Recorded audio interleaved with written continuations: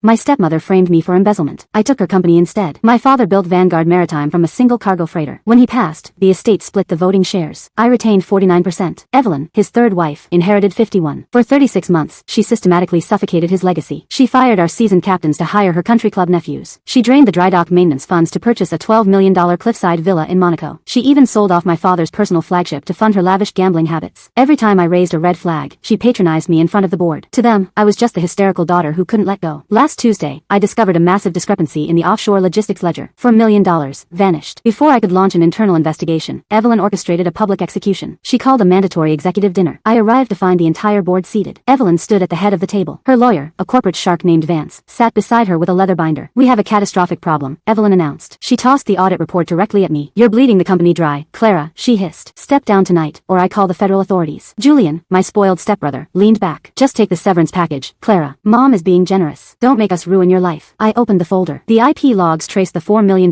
transfer directly to my personal terminal. They had the exact timestamps. Everything matched perfectly. Evelyn had spent months setting up this flawless frame job, planting malware on my terminal, assuming I would panic, fold under the immense pressure, and resign to avoid a lengthy prison sentence. That's when the real bombshell dropped. I didn't deny moving the money, because the truth was far more dangerous. I actually did move the money. "You're right," I whispered. "I authorized the transfer." Evelyn's eyes lit up with predatory triumph. "Where did you send it?" she snapped. "Tell me where it is." I stood up slowly. "I sent it to a private holding company in Zurich. The exact holding company that owns the original 1998 Vanguard debt charter." Evelyn frowned. "What are you talking about?" I walked around the long table. "Dad didn't start this company alone. He had a silent partner. A partner who retained a latent corporate clause. If Vanguard's operating liquidity ever dropped below $10 million, that partner's equity would immediately convert to supervoting stock to prevent bankruptcy." Vance went chalk white. "That clause expired a decade ago," he stammered. "No," I replied, my voice cutting through the room. "It didn't. And by draining the maintenance fund for your Monaco villa, Evelyn, you triggered the liquidity threshold." Heat climbed my neck and my vision blurred, but from pure adrenaline. "I didn't embezzle $4 million, I said, staring into Evelyn's panicked eyes. "I used my personal dividends to purchase the silent partner's supervoting shares the second you breached the contract. I now control 75% of this board." Evelyn stood up so fast her chair crashed to the floor. "That's illegal. You forged this," she shrieked. "Check the SEC filings," I said, tossing a flash drive onto the table. They cleared at 8 a.m. Julian's smugness vanished entirely. He looked desperately at Vance, but the lawyer was already frantically packing his briefcase. "Is she telling the truth?" Julian demanded. Vance didn't even look up. "She owns the company, Julian. You're legally trespassing." Evelyn's face contorted in absolute rage. "I built this lifestyle. You cannot do this to me." "You built a parasite," I replied, "and the host just cut you off." I looked at the board members. Evelyn and Julian are effectively terminated, with cause for gross negligence. Security will escort them out immediately. Evelyn started screaming, clawing at the table as armed guards grabbed her arms. Julian followed in stunned, pathetic silence, his expensive designer suit suddenly looking 2 sizes too big. I sat down in the CEO's chair, took a slow sip of water, and looked at the remaining executives. "Now," I said, "let's fix my father's fleet."